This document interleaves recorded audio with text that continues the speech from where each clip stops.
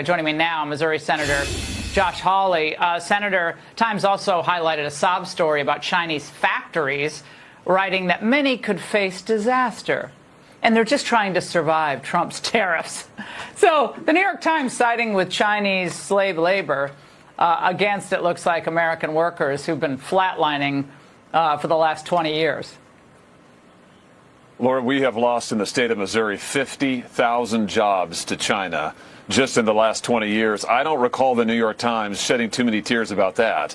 But now we're supposed to feel sorry for these workers in China who, by the way, as you said, are being treated like slaves. Here's the issue. President Trump is absolutely right to go after China. He's absolutely right to make sure that we can rebuild our manufacturing capacity, to make sure we can protect our jobs, and to stop China from dumping their exports into our markets and destroying entire industries. They've already taken millions of our jobs, Laura. We cannot let this go on any longer. And the president, he gets it. Well, Senator, the Wall Street Journal is reporting that in a December meeting that hadn't been really publicized before, Chinese officials acknowledged implicitly that Beijing was behind a widespread series of alarming cyber attacks in the United States on infrastructure. And they talked about computer networks, U.S. ports, water utilities, airports, other targets. And this was written about at the time, and U.S. officials said it was one of the things that kept them up at night. And China saying, well, essentially they did this because of U.S. support for Taiwan. This is startling as a tacit admission on their part.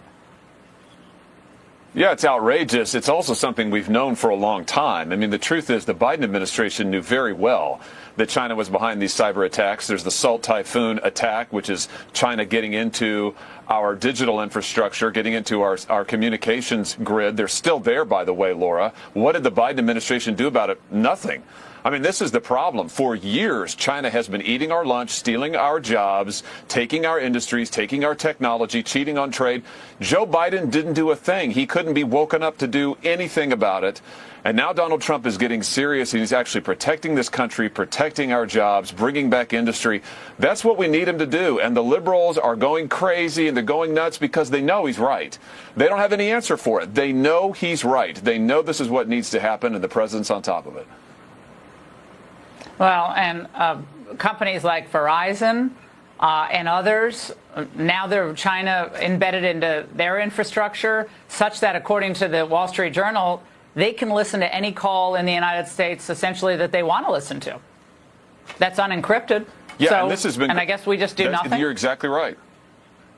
That is exactly what the Biden administration has done. Laura, I cannot emphasize to you enough. We have known about this for going on a year now. Members of Congress were briefed on this a year ago, that China had breached our communications networks, was sitting there on Verizon and other networks.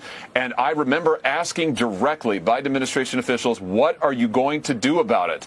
And their answer was, nothing. There's not much we can do. That's outrageous. There's a lot you can do. And Donald Trump is finally doing it. It's time to stand up for America. Well, I hope he uses this in any negotiations with China, because this is a big one. Senator, thank you very much.